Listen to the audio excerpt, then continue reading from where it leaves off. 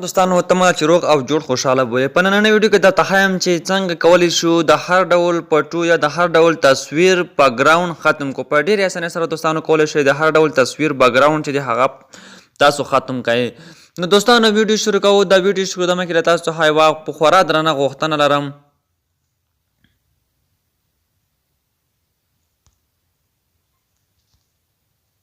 دوستانو که تاسو زموږ ویډیو لایک کړی نه وي نو راشئ په دغه لایک باندې کلیک واخلئ تر څو موږ ویډیو لایک شي او که چینل مو سبسکرایب کړی نه وي نو راشئ په سبسکرایب باندې کلیک واخلئ تر څو زموږ چینل سبسکرایب شي او راز په څنګ کې ورسره د بیل آیکن خان ووهئ او بیا راشئ پاس آل ووهئ تر څو زموږ هره نوې ویډیو پر وخت در تاسو در ورسیږي. راځئ دوستانو چې پر ویډیو باندې پیل وکړو. ویډیو تر پایه راسره وګورئ او درسره لایک او شیر یې هم کړئ.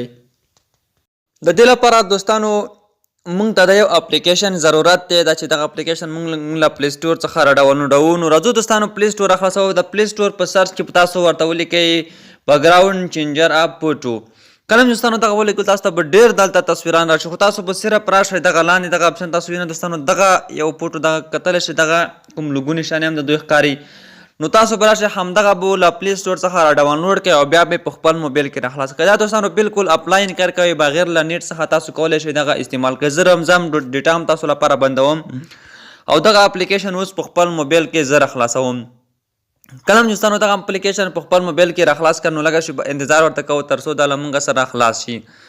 دوستانو دغه کې نور اپشن هم دي خو هغه ټول انټرنیټ سره دي خو راځو موږ دغه د کریټ باندې کلیک ورته اخلو غواړو په دې کې یو تصویر څخه بیکګراوند کټ کو ختم کو.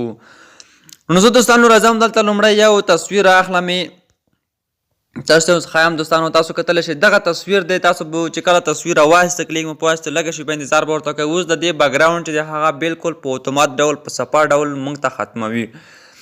تاسو دوستانو کتلی شئ بالکل د دې بیکګراوند یې موږ ته په صفا ډول په ډېر ښایسته طریقه سره ختم کو. تاسو کتلی شئ دا بالکل په انجي حالات کې شو. اوس دوستانو په دې کې لاندې نور اپشن هم دي په دې کې تاسو ایډیټ هم کولی شئ. کوم ځای په دې کې خراب وي هغه تاسو کولی شئ جوړ کړئ.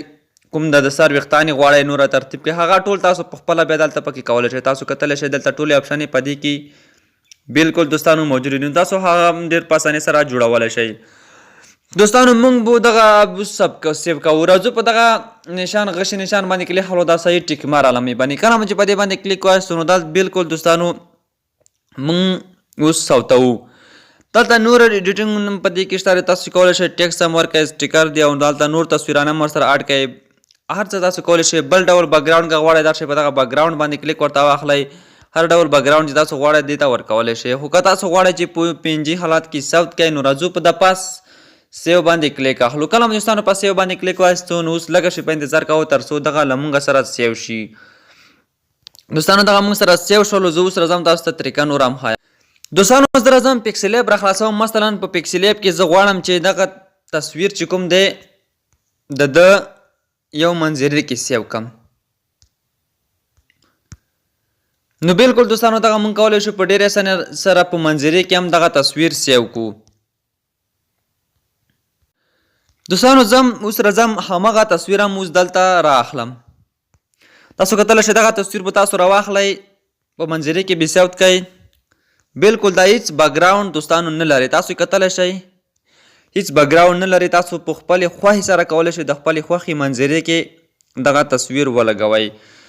نو دوستانو ویډیو نوره نه اوږدوم. ویډیو تر همدې ځایه تاسو خپله هم نوره په دې کې ایډیټ کولی شئ او جوړولی شئ د منظرې لپاره د هر شي لپاره تاسو دلته تصویران کولی شئ جوړ کړئ په همغه اپلیکیشن کې او بیا یې پکسل ایپ کې نورو څه کمپیوټر هر څه شي کې وي تاسو کولی شئ ډیزاین کړئ پرته له دې چې تاسو شاته بیکګراوند پسې راشي. نو دوستانو دغه ویډیو تر همدې ځایه که دغه ویډیو مو خوښ وي نو درسره لایک کړئ او له نورو دوستانو سره هم شیر کړئ او زموږ یوټیوب چینل هم درسره سبسکرایب کړئ. تر نورو ویډیوګانو چې بیا به زه راځم تاسو په لوی الله سپارم.